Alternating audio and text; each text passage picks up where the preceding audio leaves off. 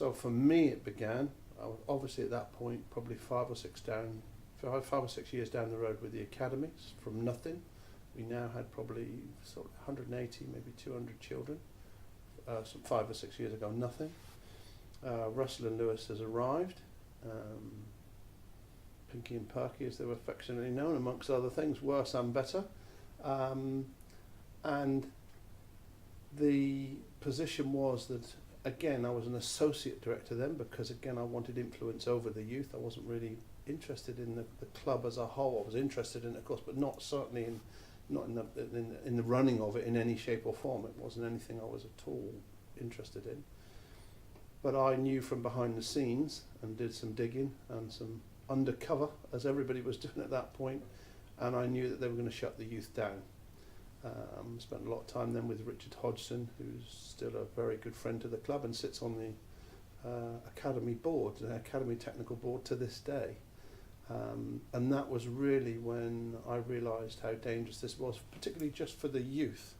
Of course, it was dangerous for the club, as we all know, but it was particularly. And you know, I met them, and nobody was impressed in, you know, from Mr. Lewis's past with, you know, introducing the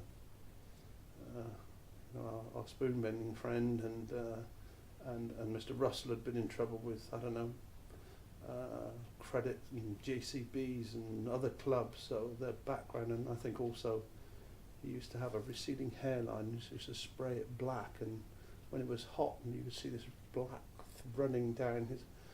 So it's very difficult not to take it as a cartoon character. The whole thing was just very, very wrong, and I think that's what stung a lot of people into action because they could see it. And the story I always tell is on the radio, on Fitz's programme. Somebody from Plymouth phoned up the radio, and I'm listening in the car and said, "What's going on next?" I said, "They've got Michael Jackson, Uri Geller. All they need now is Coco the Clown for the full set." And whilst that was sort of funny, and I got, you know what, there was some real truth in that, and that really hurt. As an Exeter boy, as somebody who'd played here, been involved with the youth, and was a supporter, that really hurt and sort of stung me into action a little bit. I didn't like the idea that people thought about our club, our city in those terms.